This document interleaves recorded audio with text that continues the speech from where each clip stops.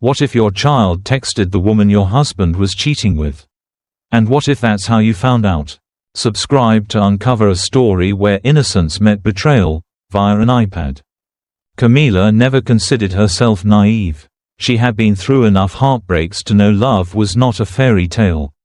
But at 35, she finally felt like she had reached a place of peace, living in a cozy condo in a quiet part of Orlando, working part-time in marketing for a wellness brand, and most importantly, raising her 10-year-old daughter Isabella. Camila was doing fine. After her divorce 6 years ago, Camila had sworn off serious relationships. She poured herself into work and into Isabella, who had been just 4 at the time. They were a team, just the two of them, surviving each month and celebrating every small joy. Then came Miguel. Miguel wasn't flashy. He didn't sweep her off her feet with dramatic gestures or poetic words. What he brought was steadiness. He was mature, polished, a man who listened more than he spoke. A regional operations manager for a construction firm. He dressed in clean-cut shirts and never missed a parent-teacher meeting. When he met Isabella, he knelt down, looked her in the eyes, and asked what she liked to draw. He made her feel seen. Camila never forgot that. 2 years after meeting him, they got married. A simple backyard ceremony. Friends, close family, string lights, laughter. Isabella had walked her down the aisle. From the outside, their home looked perfect. Framed pictures lined the entryway wall, smiling snapshots from Disney World. Thanksgiving dinners, Sunday hikes. Miguel made breakfast on Saturdays. Isabella loved his banana pancakes. Their living room smelled of lavender. Their fridge was always stocked. And there were no raised voices. But Camila, deep down, carried a quiet ache she could never quite name.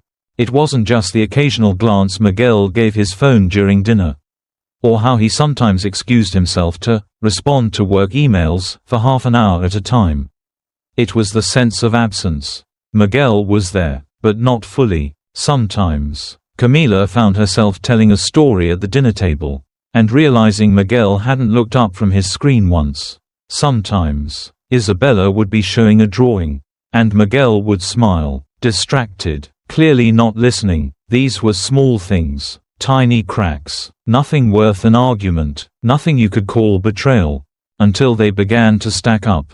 One evening, while clearing the dinner plates, Isabella asked in the same casual tone she used to ask for more orange juice.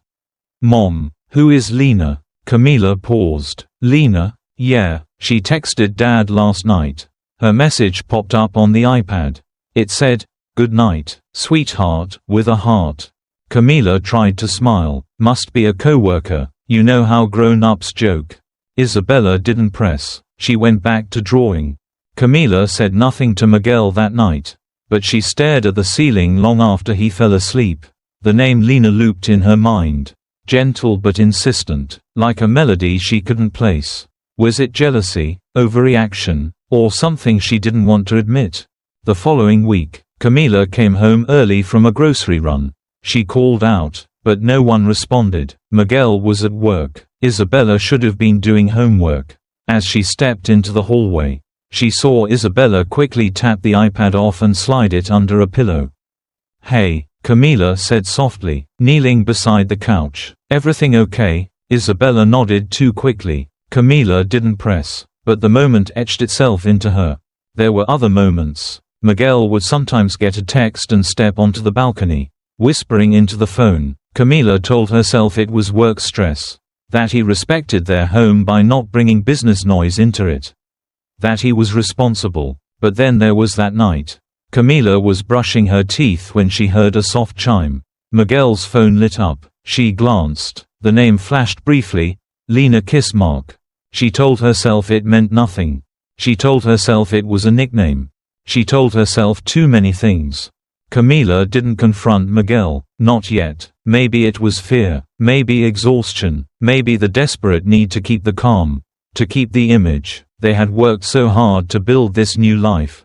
She didn't want to be paranoid, didn't want to break what felt, most days, like a second chance. But the seed was planted, and in the silence of late night, while Miguel slept beside her, Camila found herself scrolling old texts, reading between lines, wondering if she was imagining the distance.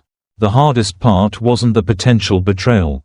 It was the idea that Isabella might sense it, that her child, who had once walked her down the aisle, might feel the fractures before she did. Camila began to notice more. Isabella started asking odd questions. Is it bad to read someone else's messages? What if someone lies to their wife but still loves her? Each question felt like a pebble dropped in her stomach. One evening, Isabella didn't come down for dinner. Camila went up, knocked gently, and opened the door. The iPad was open. Isabella had been texting. Camila didn't ask. She only said, "Come eat, food's getting cold," and Isabella followed her without protest. But that night, Camila couldn't sleep. She lay in bed, the hum of the ceiling fan like static in her ears. Her heart beat too loud. She felt it now, the imbalance, the missing pieces, the quiet deception that no longer hid in shadows. She turned to look at Miguel, whose back faced her, and for the first time, she imagined life without him. Not because she stopped loving him, but because something, deep in her bones, told her the truth was already living in their house. And her daughter might have seen it first. Camila stared at the iPad. Her breath caught somewhere between her lungs and her throat. The message was still there, untouched, unresponded to since last night.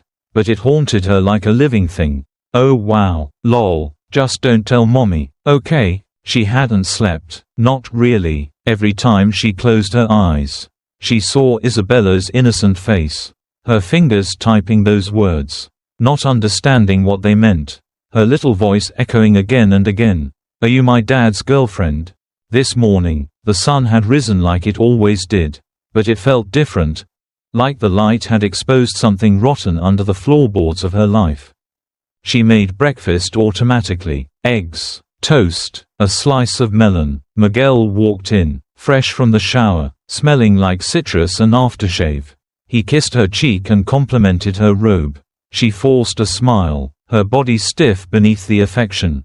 Isabella slid into her chair, ponytail bouncing, oblivious. Mom, do you think my science project will win this time? She chirped. Camila wanted to cry. Instead, she nodded and said, of course, Mija, you worked so hard. After Miguel left for work, Camila cleaned the kitchen as if scrubbing harder would clear the ache in her chest. She didn't touch the iPad again until Isabella was at school. She opened the messages one more time, scrolling slowly, reading them like autopsy notes. Every emoji, every wink, every private joke, they painted a picture more vivid than photographs. Camila opened notes and began writing dates, moments, times Miguel had said he was working late, times he said he had out-of-town meetings. A map of a mission took shape before her, with Lena's name glowing at the center. She had to know more.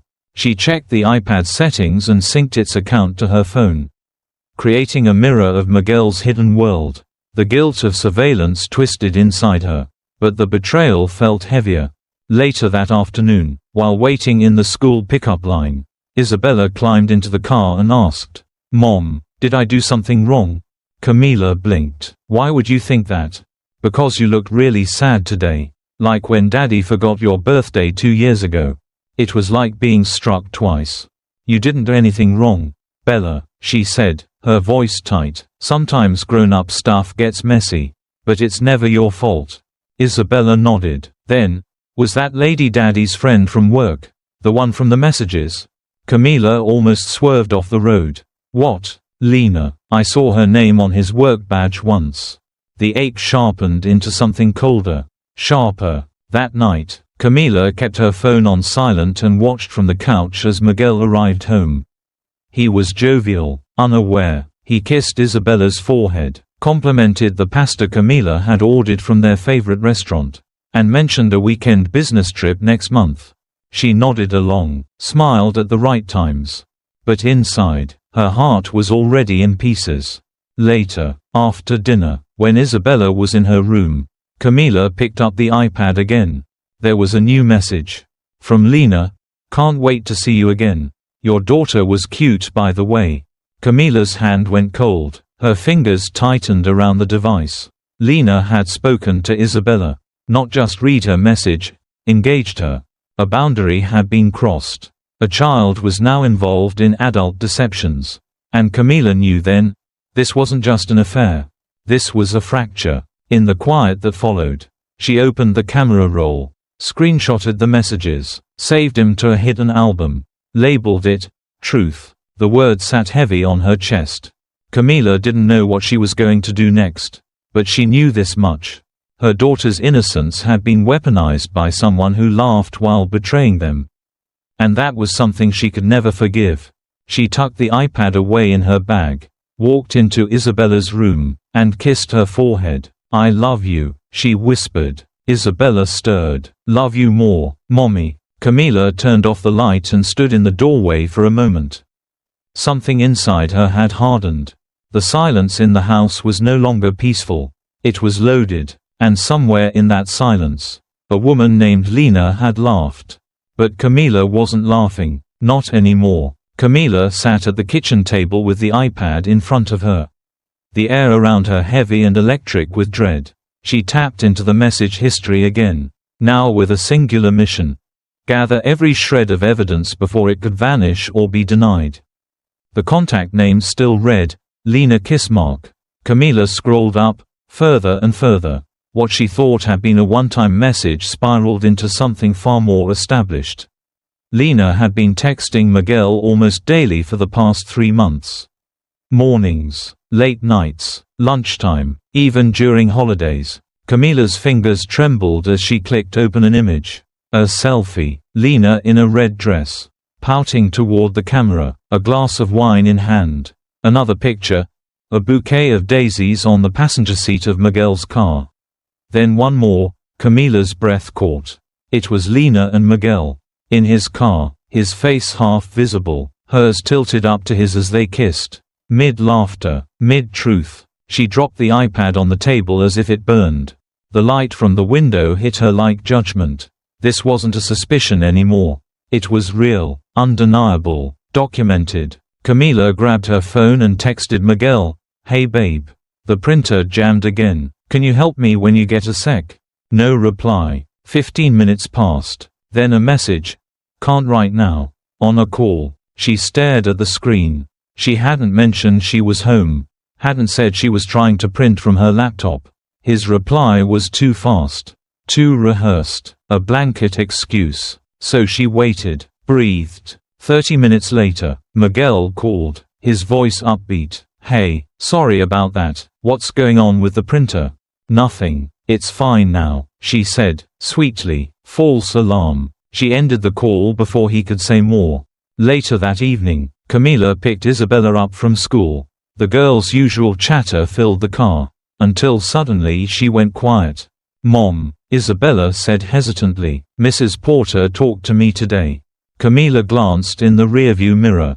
"What about, baby?" She said some kids were laughing because I said Daddy has a girlfriend named Lena. The car went still. The outside noise faded to static. "Where did you say that?" "Meja. At lunch. I thought it was funny. I didn't know it was bad." Camila's grip on the steering wheel tightened. "What else did you say?" Isabella looked down at her shoes. "Just that she texts him a lot. And that she said I was cute." A hot flush of shame burned through Camila's chest. Not just for herself, for her daughter, dragged into this mess. Now being whispered about in school hallways. Scrutinized by other parents. That night, as Miguel showered, Camila sat on the couch. Phone in hand, she looked through her contacts.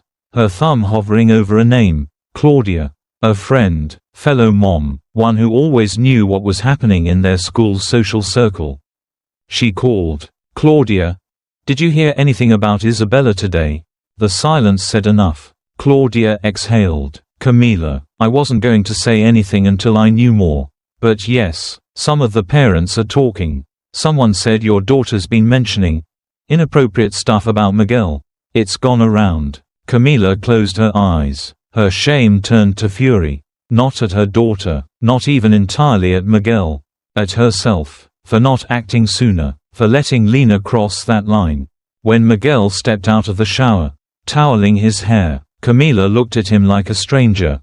He smiled. "Dinner smells amazing." She smiled back. "Hope you're hungry." Inside, she was breaking, but on the outside, she was calm, because now, she had what she needed: a timeline, photos, conversations, context. This was no longer just a betrayal.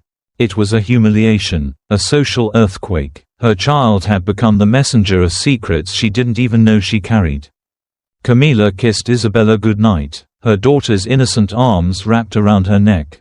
"Mommy," Isabella whispered, "I didn't mean to make people upset." "You didn't, Mija," Camila said, voice steady. "You told the truth, and that's never wrong." But Camila also knew, sometimes, the truth hurts more than any lie ever could. And sometimes, the person you thought would protect your child is the one your child needed protecting from. Camila set the dinner table with quiet precision. 3 plates, cloth napkins, a small candle lit at the center, flickering with the nervous energy she tried to suppress. She'd planned this evening carefully, no questions, no accusations, just one last attempt to make things whole again, or to finally let them fall apart with dignity. Miguel arrived first, loosening his tie, his voice bright. "Smells great in here. What's the occasion?" "Just us," Camila said, brushing her hair behind her ear. "It's been a while since we had dinner as a family." He smiled, walked over, and kissed her cheek. She didn't flinch, but she didn't lean in either. Isabella joined moments later, wearing her unicorn pajama top, eyes wide with the kind of innocence that makes betrayal unbearable.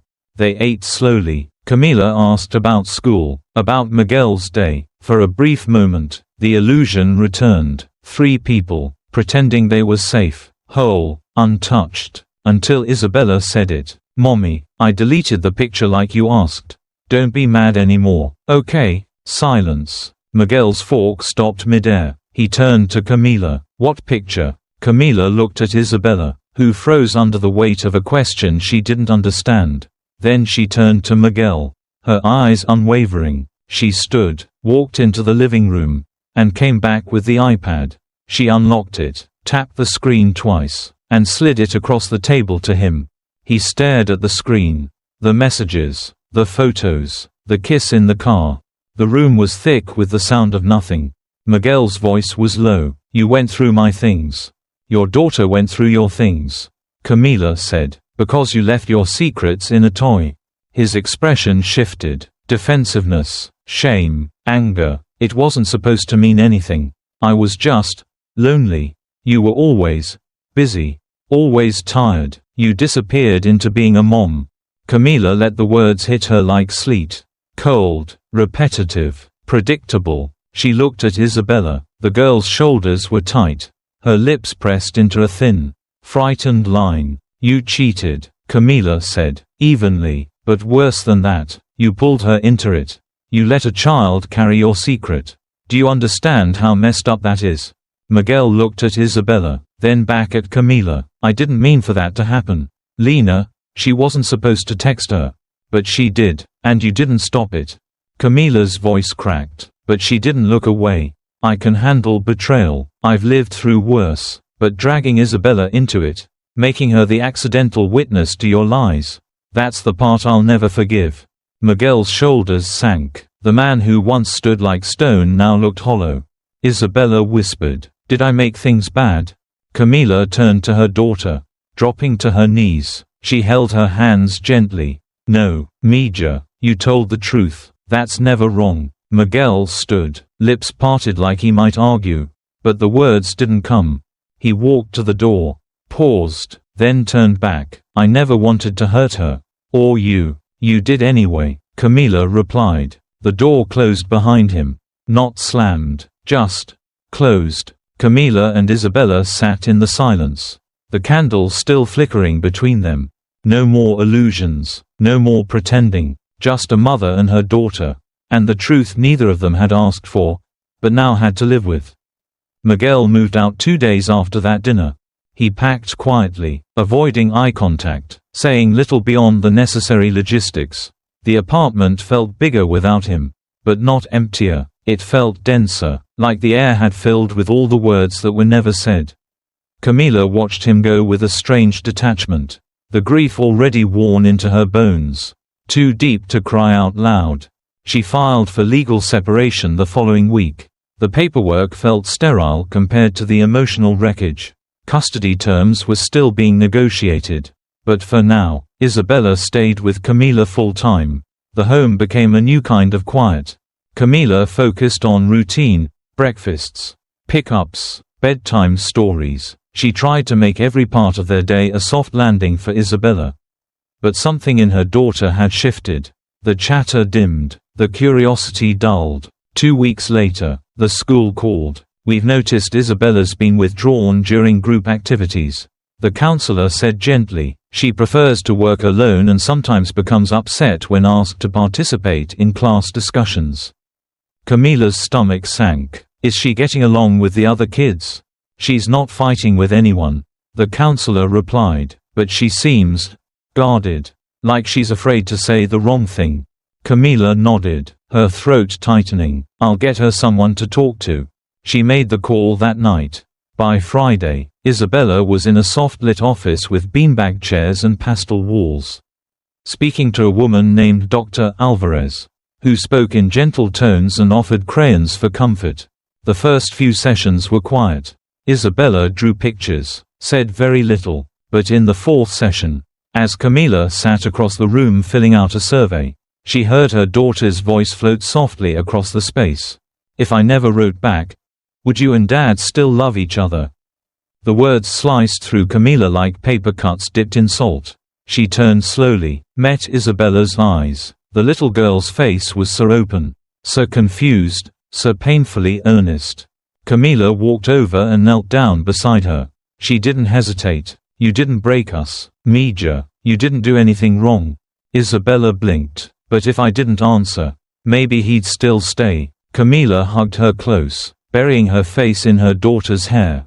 Her voice cracked. "No, what broke us was already broken. You just showed me what I needed to see. I should have seen it sooner. That's on me, not you." Isabella didn't say anything else that day, but her drawings became brighter after that. Not cheerful, exactly, but less shadowed. That night, after Isabella fell asleep, Camila walked into the living room and picked up the iPad. She sat with it in her lap for a long time. Then, quietly, deliberately, she deleted every message thread, every photo, every trace, not to forget, but to release. She walked to Isabella's room. The little girl lay curled under her blanket, arms hugging her stuffed bear. Camila knelt beside her, resting a hand lightly on her back. The air was soft, the hush of the room almost sacred. She whispered into the stillness, not sure if her daughter could hear. Some children grow up not because of time, but because truth came too soon. She sat there until the weight in her chest loosened. Not gone, but manageable. Outside the window, the lights of Orlando blinked in the distance, indifferent and glittering. Inside, Camila stayed by her daughter's side, learning what it meant to mother through a storm. Not to shield her from every hurt, but to help her find her way through it. What if your child had to grow up overnight because of your secrets?